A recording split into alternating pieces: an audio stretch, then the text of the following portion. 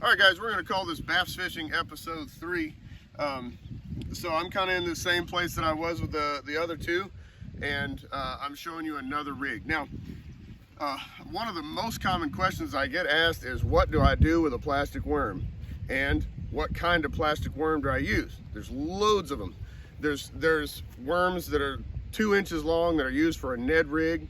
There's finesse worms, there's twitch worms, there's speed worms, there's huge speed worms, there's little speed worms, there's caterpillars and that's used on a Carolina rig, all sorts of stuff. And so a lot of times young people go into a lure store or something like Bass Pro Shops. It's a massive store with thousands of lures, and you don't even know where to start. So let me cut some of that down for you. There's a lot of great worms on the market. You don't need all of them, okay? So let me just stop you there. You don't need 5 colors of every worm ever made. It's really not that big a deal. You can catch a lot of fish on the same 4 or 5 different worms, and that's it. So what I'm going to show you today is one that I go to. This is kind of a tried and true, trusty rig that I use on a lot of these shallow water, small ponds. Now, this is a Zoom monster worm. This is going to go in the class of long worms. So long worms is going to be things over about 8 inches. So that's your 10s, 11s, 12s, 14s, these big worms, okay? Now this is a 10.5 inch Zoom old monster worms is what they call it. This is in a color called watermelon red. If you're in the state of Texas, there's really only a few colors you need. Just go straight to the Zoom aisle. Watermelon, watermelon red, watermelon candy, June bug, and red bug. About the only colors you need. This one is called watermelon red. It's a green plastic with black and red metal flake in it. Now, I've got this worm set up very, very simple. Again, because I'm fishing shallow water. There is no slip sinker. No slip sinker at all. I'm using a different hook. This is a 5/0 pre-weighted hook.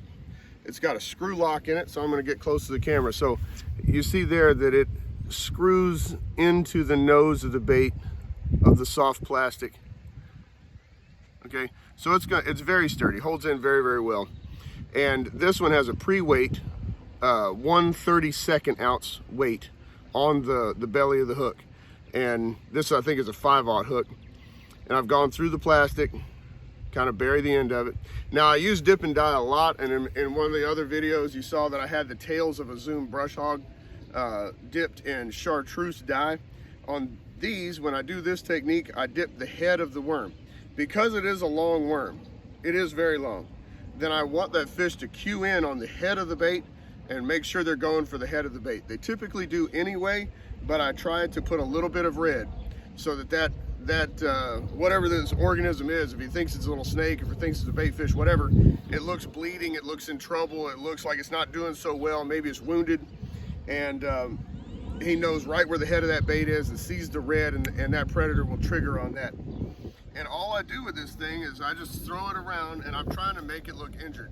So I'll kind of pick it up and then just let it slowly fall.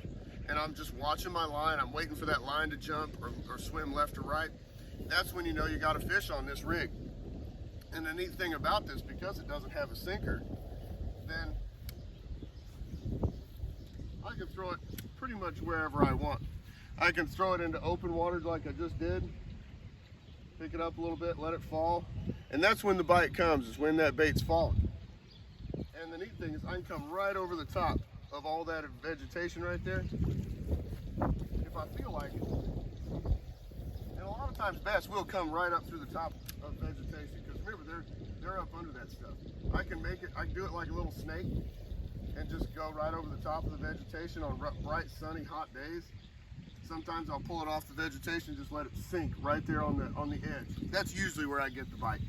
But you see, I'm not having to pull weeds off this thing, or get it wade out there and get it out of the weeds or anything. It just comes right through all that stuff. And if you fish heavy cover and real shallow water like I do, then this is a fantastic way to do things. The only difference that I like to do on these rigs, I actually did get a little bit of weeds on that one, that I like to do on the rigs that I don't have on this one, is I like to use a glass insert worm rattle. And it's just a little piece of glass with a little bead in it. It makes a little bit of rattling noise when you move it around. And I insert that in here into the very back of the worm, and that causes the worm to fall sideways like this, or straight down.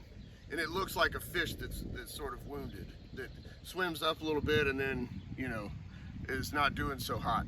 And that's what predators do in their ecosystem, is they eliminate the sick and the weak and the injured. And that's exactly what we're cueing in with this long worm and this very, very light hook. So we'll call that episode 3. With those two rigs, the Texas rig and this weightless rig, you can fish just about any pond 3 months or 3 seasons out of the year with rigs like this. And I'll continue to show you more rigs as we get into a little more expensive lures and lures that are a little bit more difficult to fish.